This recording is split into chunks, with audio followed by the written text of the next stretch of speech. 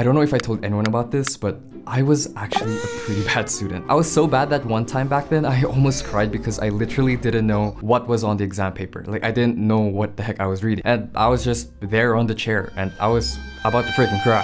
And the thing is, I thought I was doing everything correctly. I took notes from the teacher, I reread my notes, I used every pen and highlighter and even made my notes as pretty as they can be because I saw the smart students doing it, so I thought, okay, maybe I'm just gonna copy that. Well, that didn't clearly help. So you could imagine that it was pretty disheartening to me when my teacher personally reached out to me and told me how worried she was because my grades were not passing. She personally reached out to me. She literally went out her way just to tell me that I was failing. At this point, I thought to myself that I was just not smart. I was just not fit for studying. Fast forward to a couple years later with lots of trials and errors and failures and realizations, it finally paid off. I graduated valedictorian in my class with a 97% across my subjects. This was literally my report card. And I was able to also enter dental medical school. And the thing is, I still think I'm not that smart. It's just throughout those years of trial and error, I learned to apply the correct systems and reprogram my brain on how to process information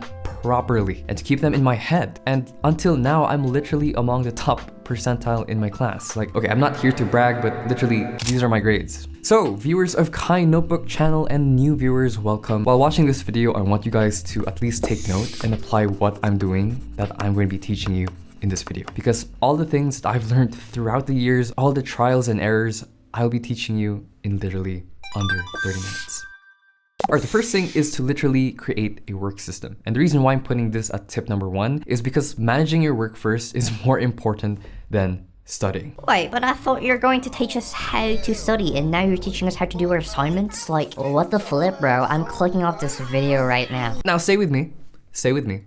This is very important. I think everyone can relate here when you have a looming deadline or when you have some kind of task to do, and when you procrastinate over it, you feel this sense of stress.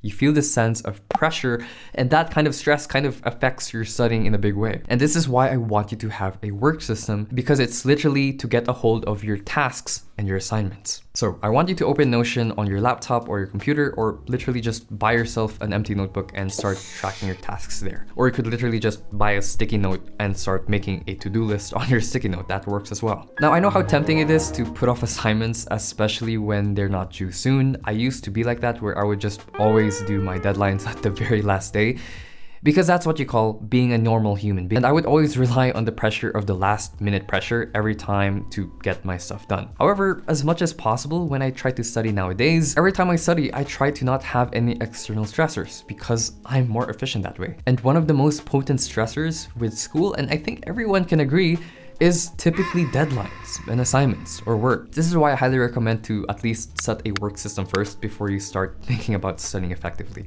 And one thing I've noticed a lot with top students like my friends is that we always deal with assignments first before we start studying, because finishing your assignment early can set your day up right without having any stress or panic later on. So I would highly recommend at least having some sort of system to deal with your assignments. Now, this could be any system. This could be a physical system. This could be a digital system. I started with sticky notes because I noticed a lot of my high-performing friends also use sticky notes to track their tasks. However, personally, since I'm a user of Notion nowadays, I prefer something more streamlined. So for example, I use my Notion University tracker that I made myself personally that tracks my assignments and my subjects. Okay, so right now this is my Notion template. I just want to show you guys a quick tour. I track all my assignments on this calendar. So as you can see, I even track my exam dates and my quizzes, and I also track my subjects. So if you go to my subject page here, you can see I'm tracking each subject as well as my strength in them, as well as how many days it's been revised. So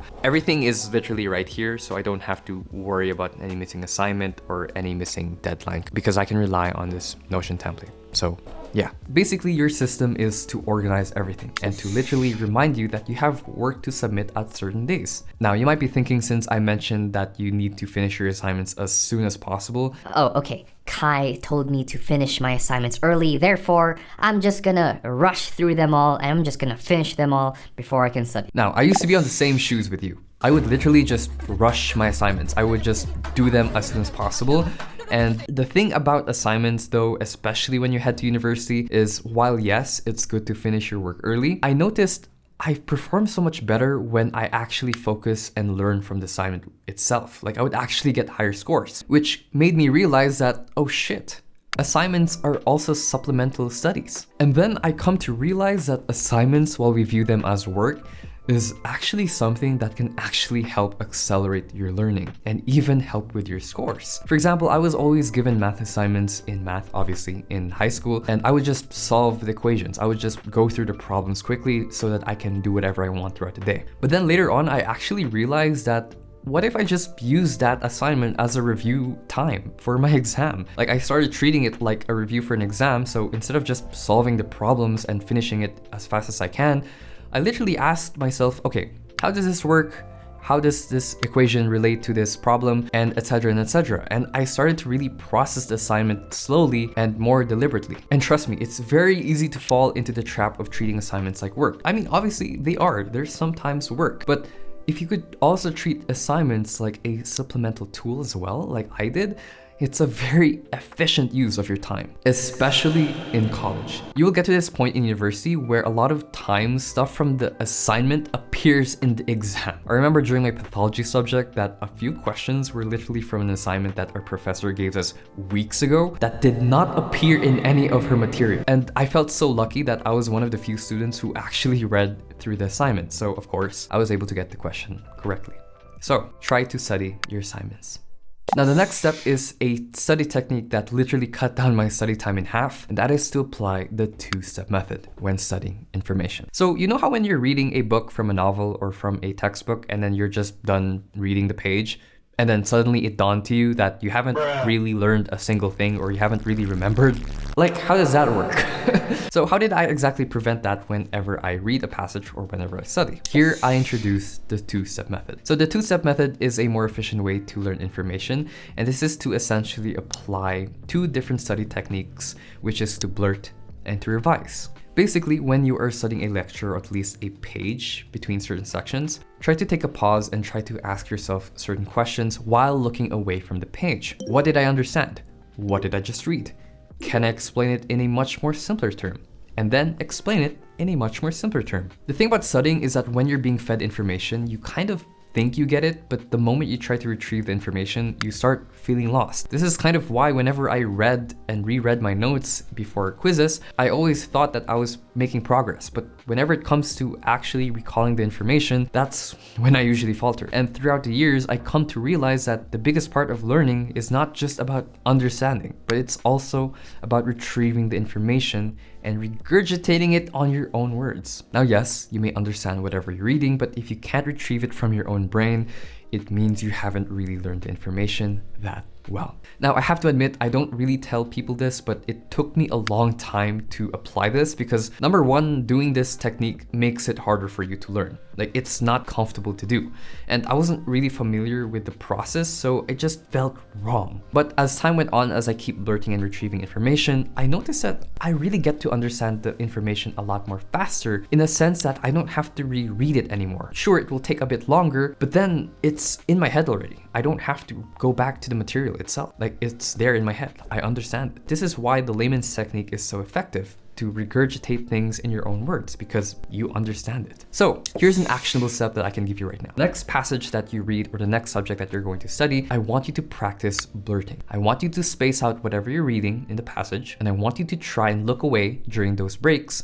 And I want you to try and ask yourself, did I really remember everything that I read? Can I regurgitate it in my own words? And what do I really understand from the passage? And I want you to keep doing this practice as you keep studying. The next step is to encode that information into any program that can remind you or at least routinely show you that information for you to retrieve. Personally, I recommend Anki. That is the best flashcard app that most medical students even use. That is the main flashcard app that I use. So put your information on flashcards, and every time that flashcard opens, try to at least revise the context of the flashcard rather than just memorizing the content itself, or at least the flashcard itself. Or you could use a Notion template. So for example, my university tracker, every time it's been a while since I've studied a certain subject, it would actually tell me how many days it's been since I studied a certain subject. So at least I know, okay, I haven't reviewed this subject in a while. I'm going to go back to that subject and I'm going to regurgitate everything in the information in that lecture. All right, the next step is to build a study routine. Now, I can't stress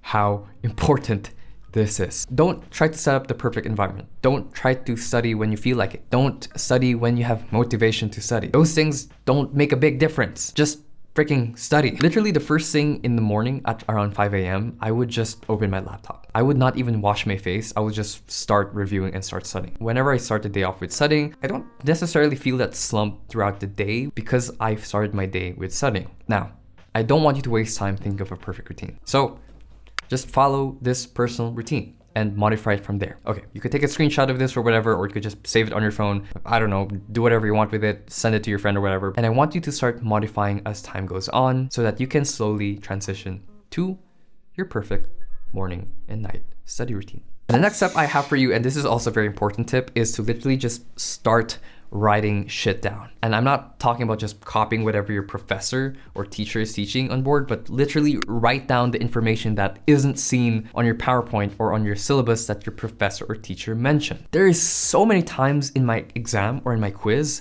that I would see a question that hasn't appeared in the freaking material. Where did this question come from, Professor? And a lot of times, those tidbits of information might appear in your exam. And the thing is, a lot of times, your professor, when teaching, they might utter things that isn't in the material, but is in the exam. So for example, in my pharmacology class, we were talking about this drug, levodopa. And my professor had this PowerPoint behind here. And it literally was displaying like the purpose of the drug as well as the indication, blah, blah, blah, blah. And of course, every student had access to that PowerPoint. However, my professor started mentioning about how levodopa is a drug that treats Parkinson's.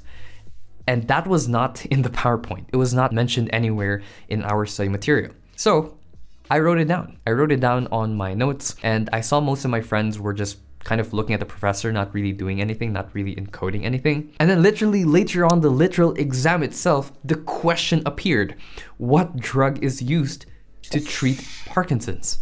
And after the exam, I remember talking to some of my friends and we were talking about the exam, and I asked them, oh, Did you remember like that question about levodopa? and they were like, what the heck is levodopa? They just assumed that our professor put some random question that wasn't in our syllabus. But the truth was, it was mentioned in the lecture verbally. So of course, I got that question correctly. Now, I'm not telling you to write literally everything down. Every time you notice that your professor goes on a specific tidbit of information that is not found in your material, I want you to write it down.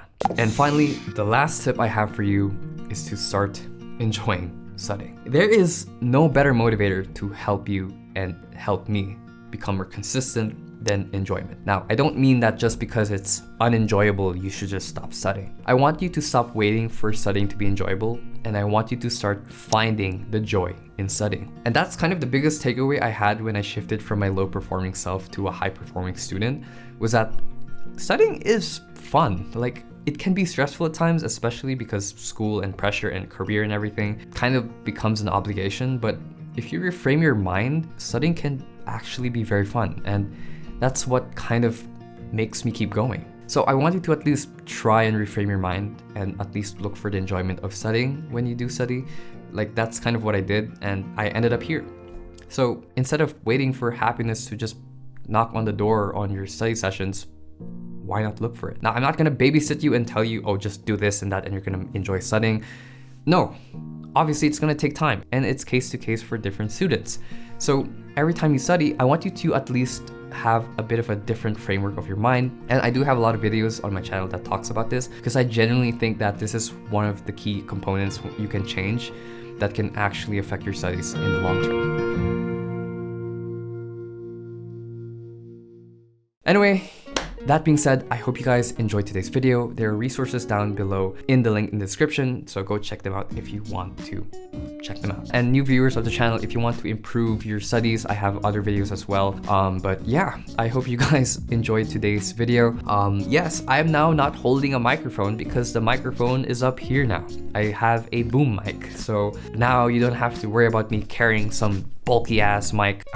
I feel like my space is just like not interrupted, you know? As I'm recording this video, I literally just finished my exams. Yesterday, I finished the last exam that I have, and I just feel great. I did have one day of break. After the exam, I went out with my friends and we, enjoyed time together. So I did have a break there. Now I'm back to work, making videos and preparing for, of course, my next exam. Because yes, even though I just finished my exam, I'm already preparing for the next one. If you guys are watching until this point, then I want you to drop down a book emoji because I wanted to celebrate also that I bought a bunch of books for me to read. So I have Stoicism, Psych 101, Psychology of Money. I bought that a long time ago. And The Art of, I don't want to show you, but yeah, I hope you guys enjoyed today's video and I'll see you in the next one. If you're watching this part, comment a book emoji. And yeah, my tummy is literally like asking me to eat something right now. So I'll see you guys in a bit. Don't forget to drink your water. Bye.